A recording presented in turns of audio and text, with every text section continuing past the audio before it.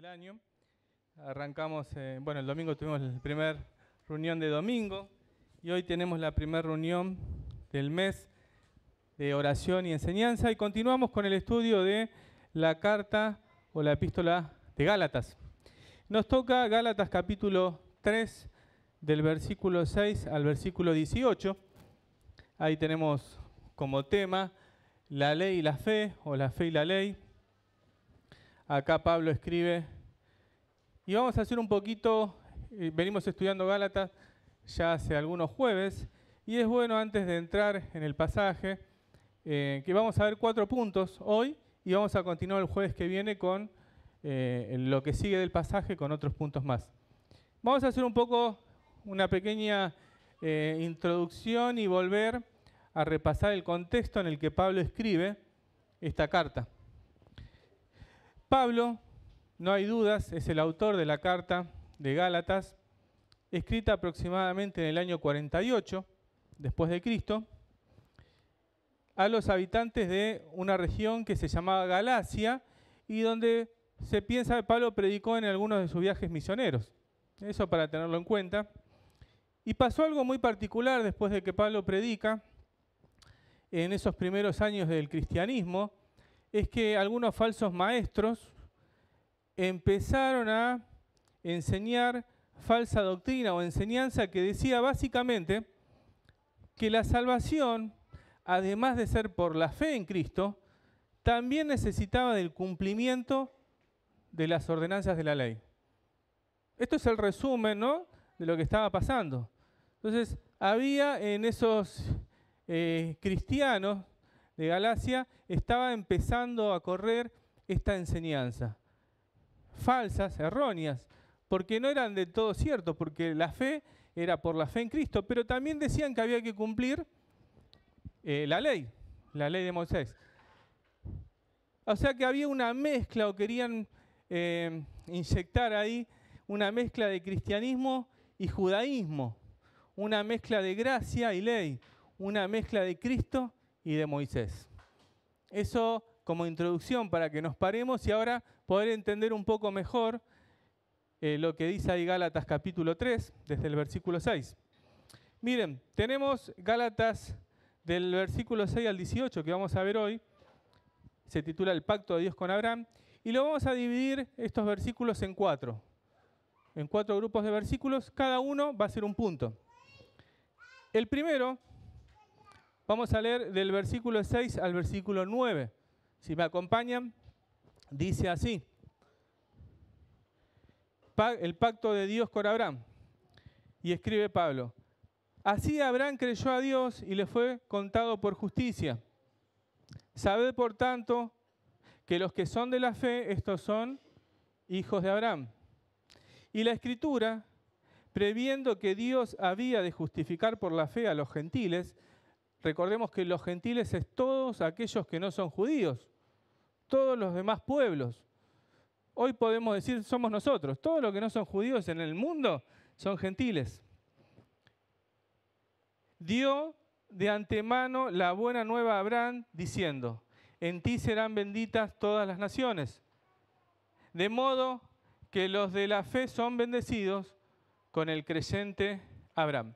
Hasta acá por ahora, estos primeros versículos que escribe Pablo nos marcan el primer punto que me gustaría que podamos pensar y reflexionar en esta noche. Que el primer punto es, ahí podemos pasar, nos habla de la fe de Abraham.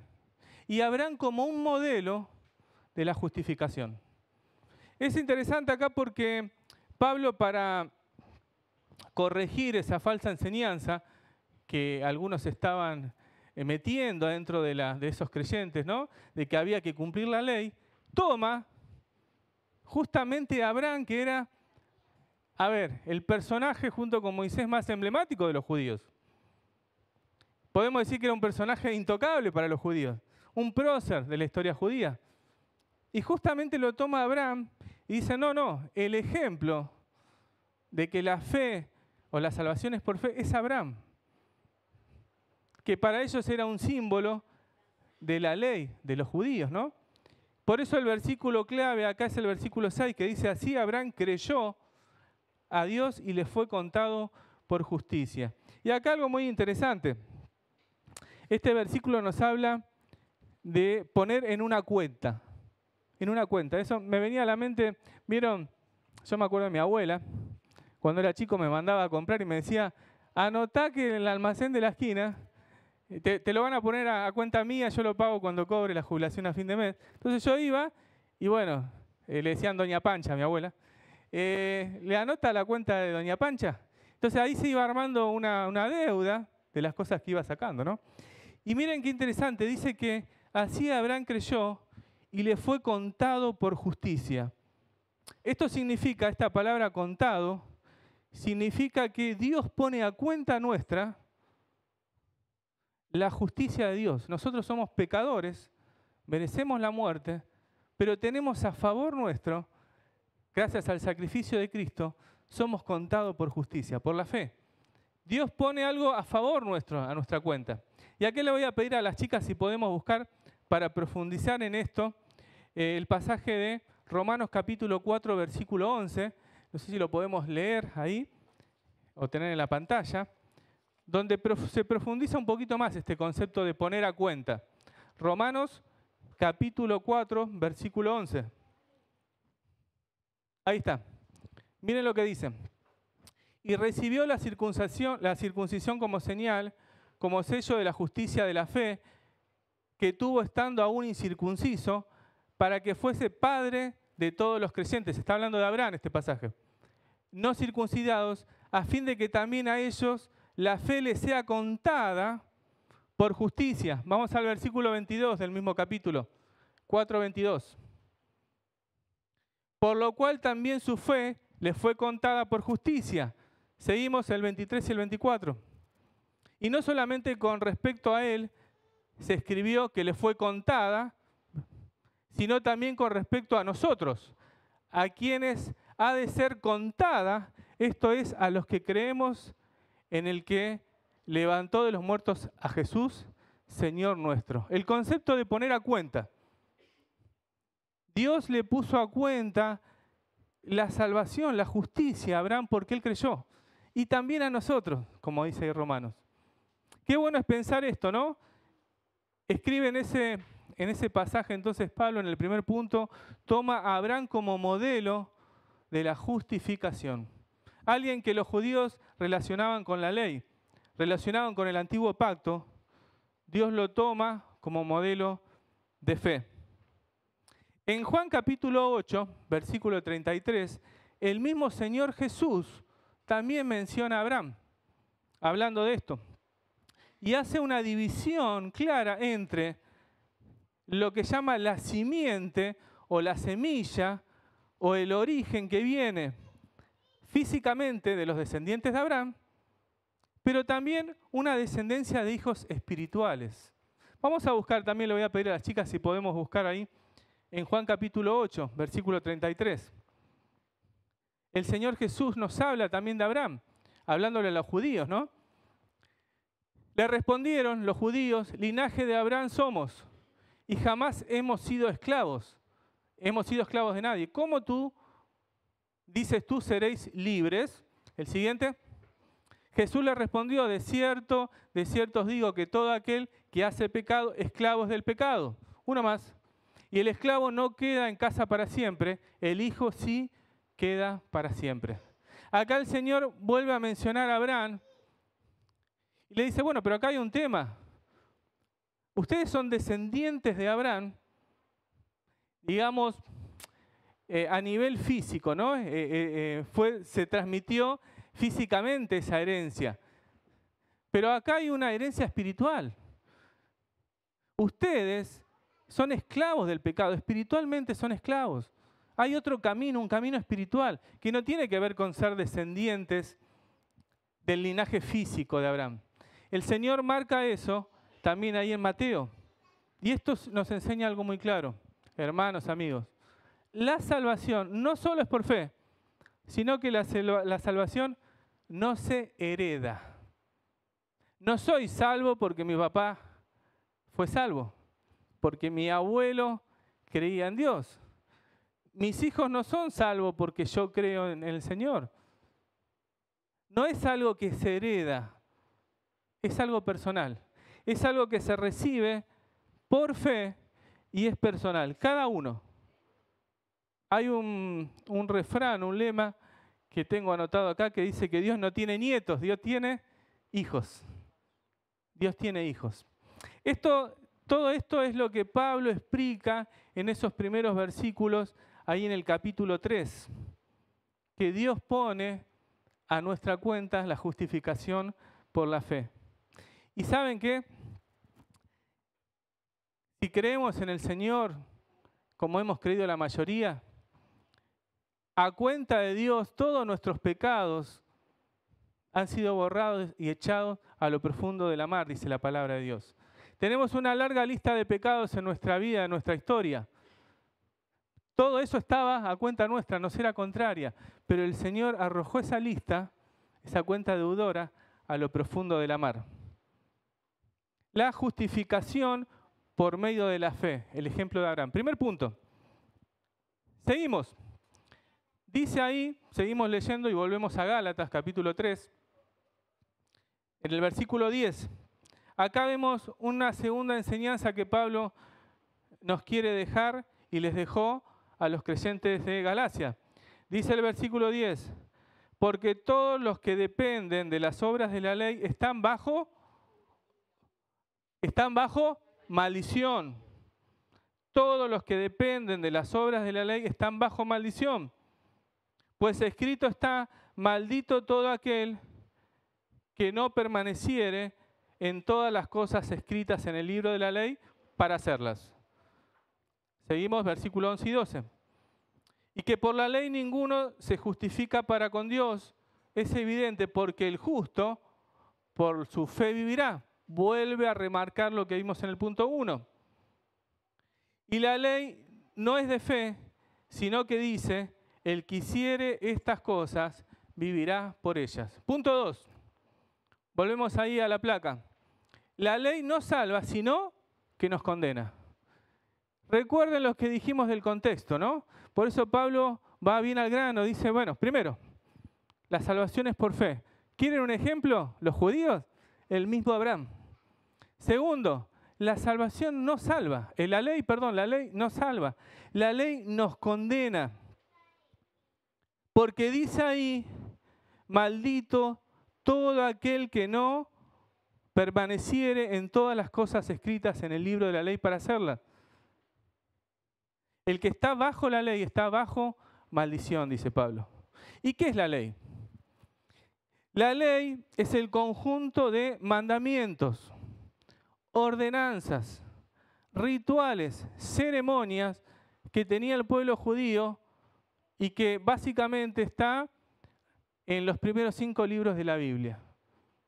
Todas esas ordenanzas, reglamentos, incluidos los 10 mandamientos, como la ley suprema, podemos decir, es lo que llama la ley.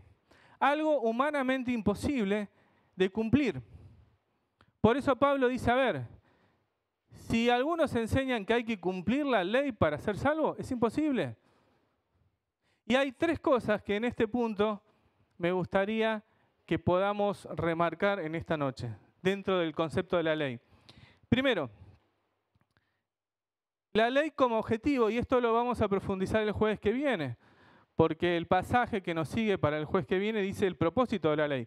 Pero hoy vamos a hacer un pequeño repaso o una pequeña introducción de lo que es la ley. La ley, que es todo este conjunto de normas y estatutos, lo primero que tiene como objetivo es revelar o mostrarnos el carácter santo de Dios. Sabemos que Dios es santo porque Dios, que estableció la ley nos muestra, es como la contrapartida. Dios en sí mismo es santo y Él no puede quebrantar la ley. Por eso la ley nos revela la santidad de Dios. Por ejemplo, Levítico capítulo 19, versículo 2 dice, santos seréis porque santo soy yo, Jehová, vuestro Dios. Ese conjunto de reglas y mandamientos nos muestra que Dios es santo. Si miramos la ley y vemos que en Jesucristo se cumplió la ley, vemos que Jesucristo no tiene pecado. Es el primer objetivo de la ley. Nos muestra que Dios es santo. Segundo, la ley expone como contrapartida que nosotros somos pecadores.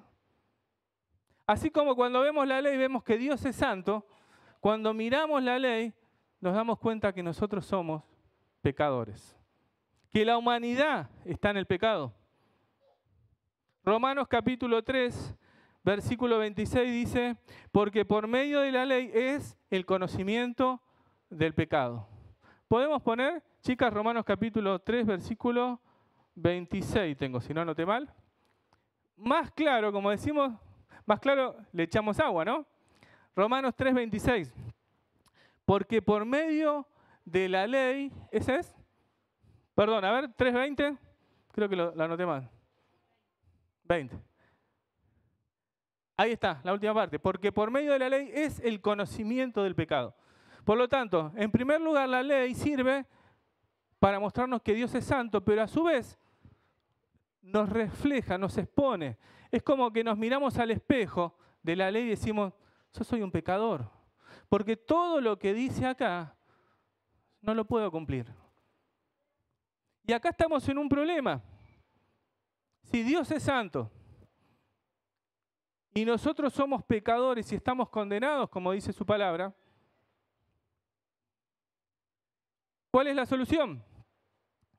Tenemos la incapacidad de cumplir la ley, de cumplir las obras. Hay gente que hace sacrificios, caminatas, donaciones, ayudas, pensando que esas obras o esas buenas actitudes los pueden salvar.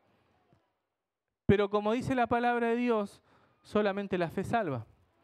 Y en este punto, además de ver que la ley nos muestra que Dios es santo, la ley nos muestra que somos pecadores, aparece un tercer punto que es que Cristo cumple la ley en su totalidad.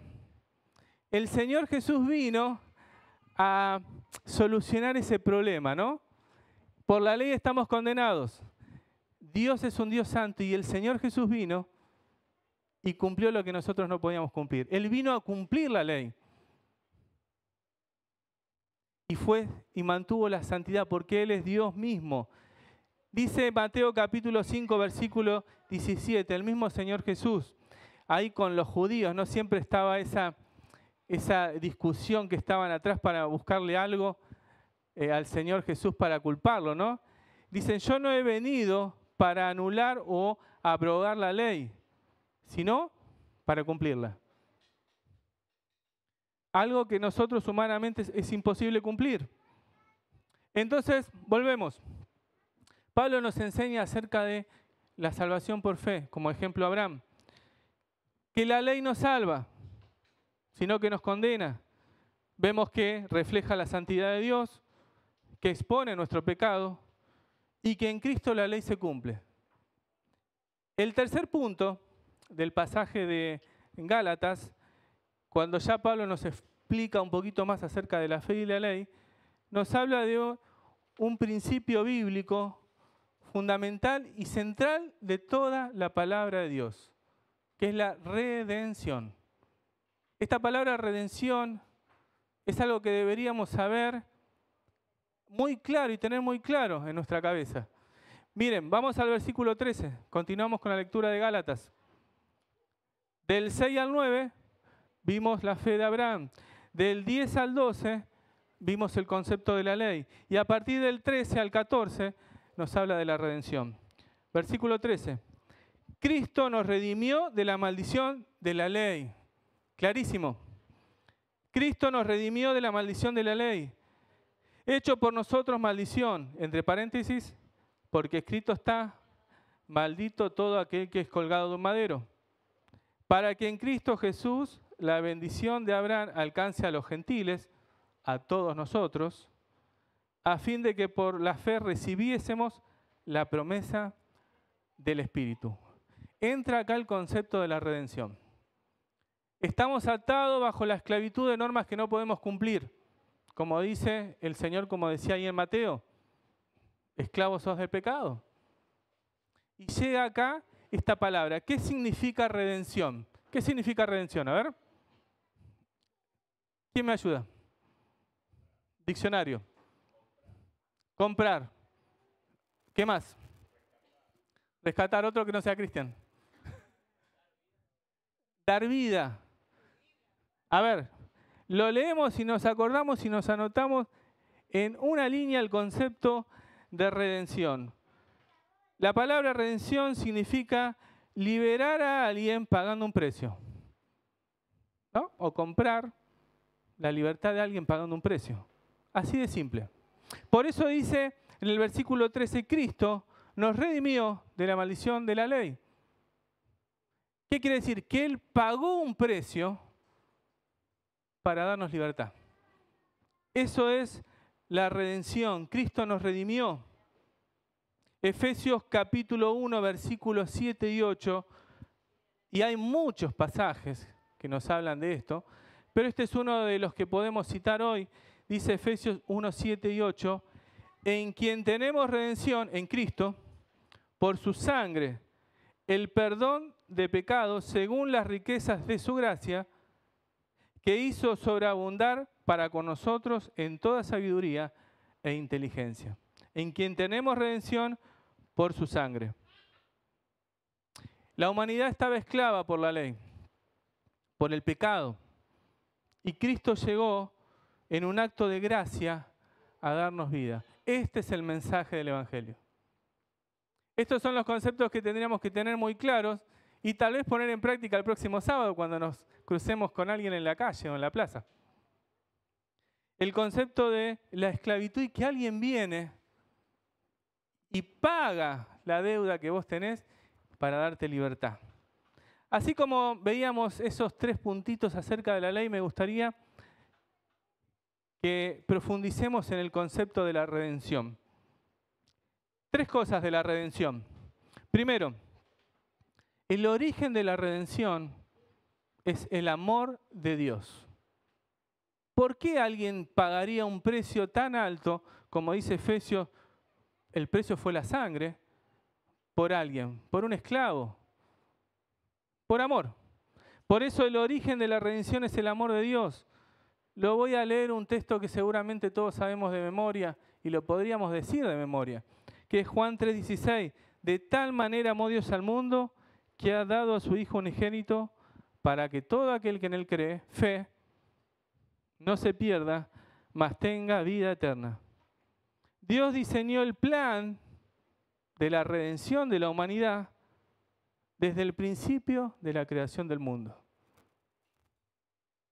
La redención, el origen es el amor de Dios. Qué bueno es pensar que Dios diseñó un plan para que podamos tener libertad. Libertad espiritual. No estamos presos. Aunque hay hermanos en algunas partes del mundo que tal vez sí pueden estar presos por predicar el Evangelio. Libertad espiritual. Esas cosas que no podemos dejar, que nos tienen atrapados, que nos tienen prisioneros, que no nos dejan tener paz, no nos dejan dormir a la noche. Las preocupaciones, el pecado nos hace esclavos. La redención, el origen es el amor de Dios. Un amor que tiene como características que es incondicional, un amor que es universal porque es para todo aquel que cree, y un amor que es eterno. Ese es el amor de Dios, y un amor que es sacrificial. Qué bueno es pensar en esta noche y nos tomemos este minuto para reflexionar sobre el profundo amor de Dios para con cada uno de nosotros. La redención. Segundo, la redención tiene el origen en el amor de Dios, pero dijimos que era pagar un precio, ¿no? Leíamos ahí en Efesios, entonces podemos decir que la redención no solo tiene un origen, sino que tiene un precio, un costo, que es la sangre de Cristo.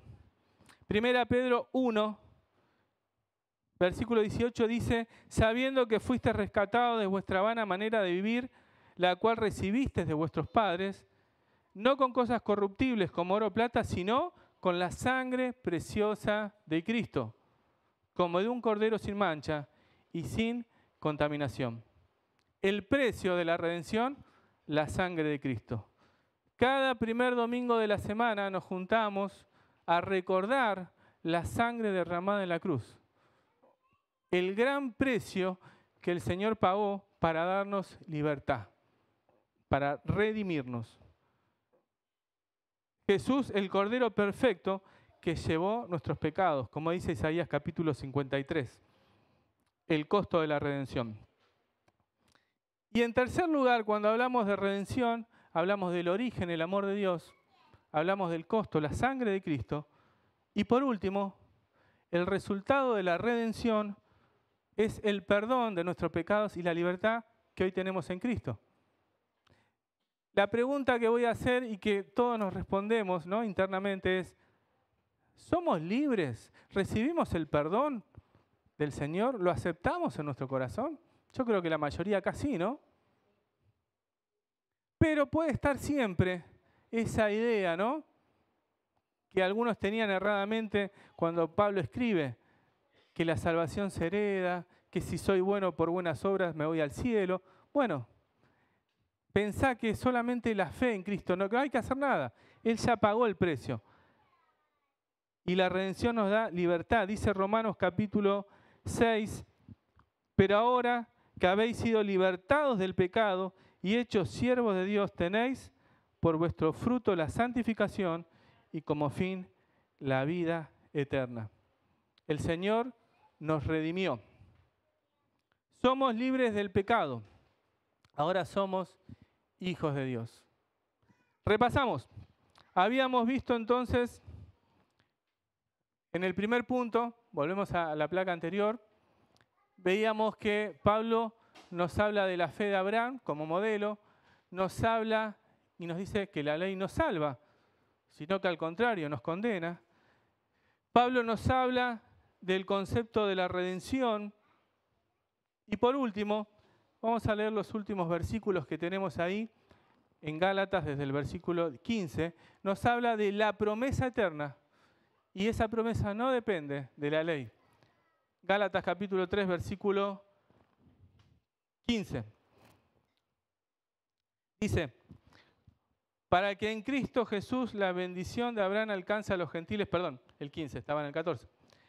Hermanos, hablo en términos humanos. Un pacto, aunque sea de hombre, una vez ratificado, nadie lo invalida ni le añade.